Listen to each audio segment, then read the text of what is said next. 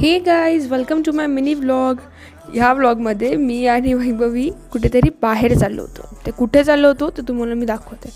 एवढं मस्त क्लायमेट होतं ना कालचं, एक नंबर. बघा ना किती भारी वाटतंय. इतकी हवा, बाप रे. मी डायरेक्ट उडत होते आणि मग आम्ही दोघी निघालो बाहेर. ह्या अशा क्लायमेटमध्ये वैभवीला खायचे होते, ते मी नंतर सांगेन काय. आणि हिला मी इथे का मारत होते कारण की इतकी फास्ट गाडी रेस करते ही मुलगी.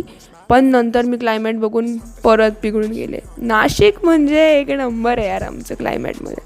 आणि इथे मी अण्णा आणि मम्मींचं जरा आमचं एक टॉपिक झालेला, तर त्याच्याबद्दल आम्ही दोघी एकमेकांशी बोलत होतो की ते कसे वागतात म्हणून. मग फायनली आम्ही आमच्या प्लेसवर पोचलो, जे आहे एक्झॅक्टली MG रोडवर.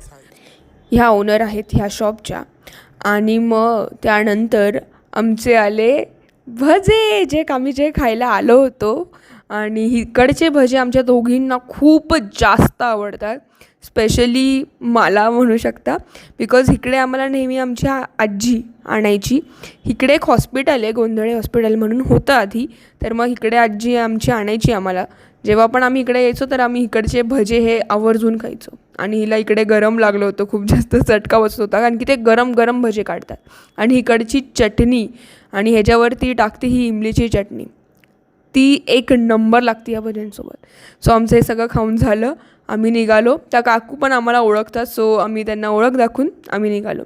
ही प्लेस एक्झॅक्टली आहे MG रोडवर गाईस, नाशिकमध्ये, जे माहिती आहे ज्यांना. आणि अभ्यंकर प्लाझा इथे आहे. त्यानंतर आम्ही घरी आलो. So that's for it. तुम्हाला हा व्लॉग कसा वाटला नक्की लाईक करा, शेअर करा आणि सबस्क्राईब करा माझ्या चॅनलला.